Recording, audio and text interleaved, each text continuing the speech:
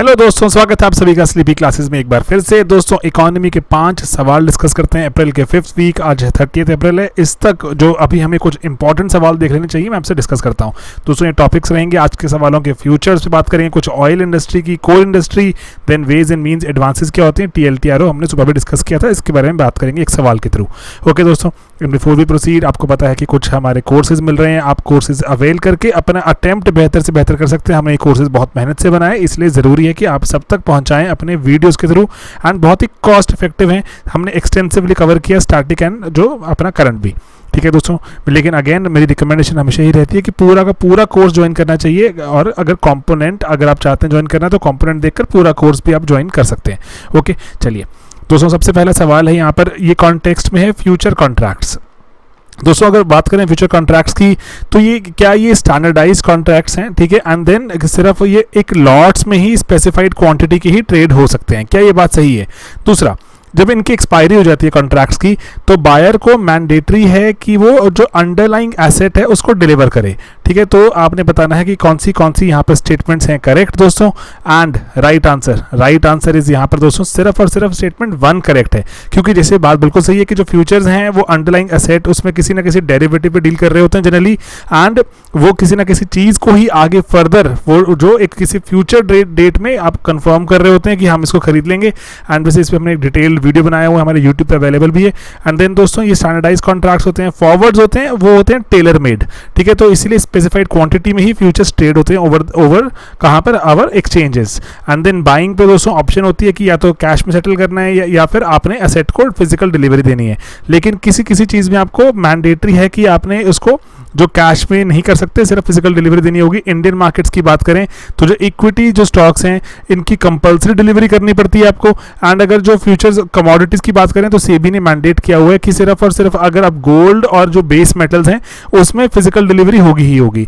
बाकी आप जो जितने भी बचे हमारे जो फ्यूचर कॉन्ट्रैक्ट्स हैं उसमें या तो कैश सेटल या फिर जो फिजिकल डिलीवरी देकर आप अपना कॉन्ट्रैक्ट पूरा कर सकते हैं। ओके, चलिए दोस्तों अगले सवाल की तरफ बढ़ते हैं। तो दोस्तों, जो अगला सवाल है वो बेस्ड है, जैसे रिसेंटली हमने बात भी की थी कि जो न्यूयॉर्क में जो एक्सचेंज है, जो मर्केंटाइल एक्सचेंज है पर्टिकुलरली, वहाँ पर अभी जो ऑयल के दाम थे नेगेटिव में चले गए, ठीक है। जो ऑयल कॉन्ट्रैक्ट्स के फ्यूचर कॉन्ट्रैक्ट्स थे अप्रैल 20 को डिलीवरी वाला, -37 -40 के आसपास उसका ट्रेडिंग हुआ। तो आपने मुझे बताना है कि वो एक्यूट शॉर्टेज के कारण ऐसा हुआ। एक्यूट शॉर्टेज थी जो स्टोरेज कैपेसिटी की, कहाँ पर थी, वो कौन सा डिलीवरी पॉइंट है, जो कि न्यूज़ में भी था, पता होना चाहिए हमें, UPSC हमसे पूछ भी सकता है। कहाँ पर था दोस्तों वो? फिनिक्स जो एरिजोना में जगह है, या शिकागो इलिनॉय में, या कशिंग ओक्लाहोमा, या फिलाडेल्फिया पेंसिल्वेनिया में, ठीक है दोस्तों।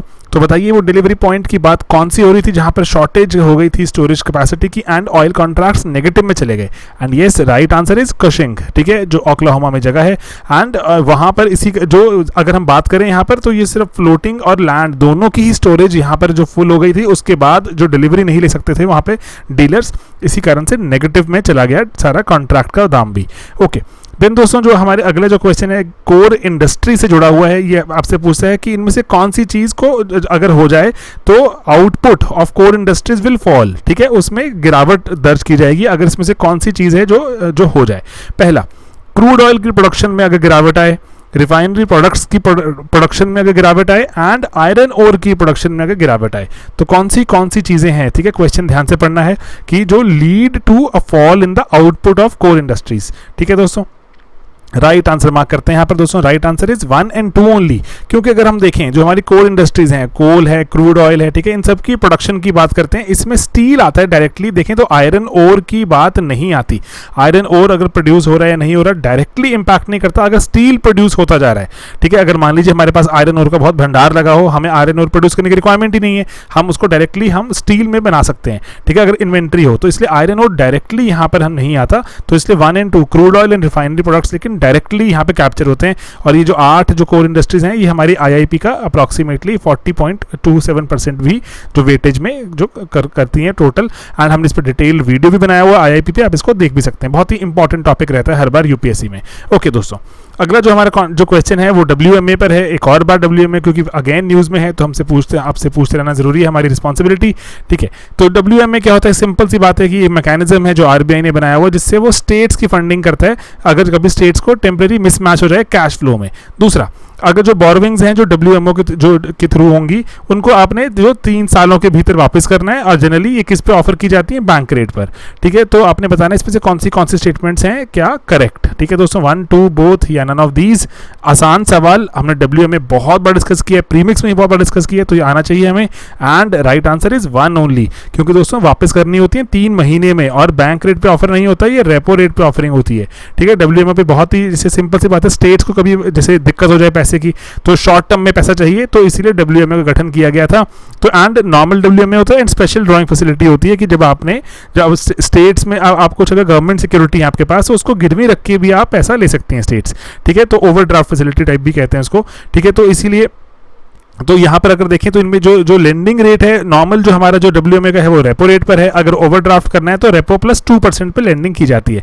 रिसेंटली RBI ने इसको और बढ़ा दिया है WMA को विंडो, तो इसी के कारण ये न्यूज़ में भी रहता है।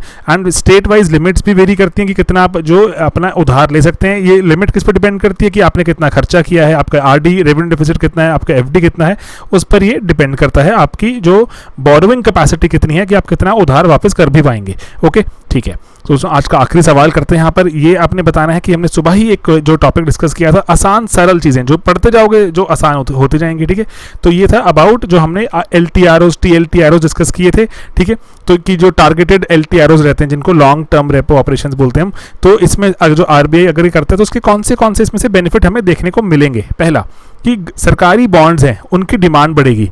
दूसरा, जो सरकारी बॉन्ड्स की यील्ड कम हो जाएगी। ठीक है, तो आपने मुझे बताना है इसमें से कौन सी चीज़ें होंगी अगर LTRO TLTRO का अगर यहाँ पर अगर जो डिमांड बढ़ती है तो इससे क्या क्या आउटकम हमें देखने को मिल सकता है। ठीक है, एंड सरल सही सवाल है, बिल्कुल सही बात है, दोनों ही चीज़ें हो जाएंगी। हमने डिस्कस भी किया था कि LTRO के बहुत सारे बेनिफिट्स हैं, वो टारगेटेड भी करके आप जैसे बैंक्स को सस्ते में पैसा दिया जा रहा है ताकि आगे वो स्पेसिफिक जगहों पर पैसा इन्वेस्ट करें। एंड बैंक्स को रेपो रेट पर जो लॉन्ग टर्म का लोन मिल रहा है LTRO इसलिए कहा गया, तो इसलिए चीपर कैपिटल है RBI की तरफ से फॉर अ लॉन्ग टर्म, ताकि इकोनॉमिक एक्टिविटी चले। एंड देखो आपको पता है जब रेपो ऑपरेशन करना है, रेपो ऑपरेशन करने के लिए बैंक को गिरवी रखनी पड़ती है सरकारी सिक्योरिटीज RBI के पास, तभी ही RBI आपको रेपो पर उधार देता है। तो इसीलिए सरकारी बॉन्ड्स की डिमांड बढ़ेगी। ठीक है, क्योंकि आपको बैंक्स को अब सस्ता लोन चाहिए RBI से, तो गवर्नमेंट सिक्योरिटीज गिरवी रखनी पड़ेंगी, इसलिए गवर्नमेंट सिक्योरिटीज खरीदनी पड़ेंगी। ठीक है, तो इसलिए गवर्नमेंट सिक्योरिटी की डिमांड बढ़ेगी। एंड जब गवर्नमेंट सिक्योरिटीज के खरीदार बढ़ जाएंगे तो ओवरऑल गवर्नमेंट सिक्योरिटी के जो बॉन्ड्स के दाम ऊपर जाएंगे, ग्रेजुअली मार्केट में ऊपर जाएंगे और कांस्टेंट रिटर्न है लेकिन तो यील्ड कम होनी शुरू हो जाती है। ऑलराइट दोस्तों, तो ये हमें सिंपल सी 2 बातें हमने आज पढ़ी थी और हमारे काम भी आ गई। ऑलराइट, बाकी ऐसे जो TLTRO को पूरा आप देख भी सकते हैं आज के 2 मिनट वीडियो में, और भी अनंत चीज़ें छोटी बड़ी जो एग्जाम में पूछी जाती हैं। एग्जाम में दोस्तों सिर्फ 100 सवाल ही पूछेंगे, उसी 100 सवालों के लिए हम अनंत तैयारी करते रहते हैं, पढ़ते रहते हैं, उसी के लिए कोर्स बनाते हैं हम हर साल। हमारे कोर्सेज जनरली मैं आपको ऐसे कोई गारंटी नहीं दे सकता, लेकिन हमारे कोर्सेज जनरली बहुत ज़्यादा कारगर रहे, बच्चों को बहुत हेल्प हुई है। जो हिस्टोरिक हमारा ट्रैक रिकॉर्ड काफ़ी अच्छा रहा, क्योंकि बहुत ज़्यादा कंटेंट कवर करने की यहाँ पे अटेम्प्ट करते हैं। ठीक है दोस्तों, तो इन कंटेंट का फ़ायदा उठाइए, जो टेस्ट भी दीजिए। ठीक है, टेस्ट भी हमने 31 टेस्ट का वादा किया था, हमने अभी तक 35 टेस्ट उसमें ऐड कर चुके हैं, तो इसीलिए 31 तो हमने करने ही थे, जो 4 टेस्ट और ग्रेजुअली ऐड कर दिए हैं। ठीक है दोस्तों, फ़ायदा उठाइए, पढ़िए, लिखिए, और sleepyclasses.com पर सारे, और इसके टेलीग्राम चैनल पर भी हमने जो लेक्चर्स वगैरह अवेलेबल आपको कराने शुरू कर दिए हैं, और सवाल सॉल्व करते रहिए। सवाल सॉल्व करेंगे तभी आगे हम इंप्रूव कर सकते हैं। ऑलराइट, चलिए मिलते हैं अपने अगले लेक्चर्स में बहुत जल्द। Bye bye, take care.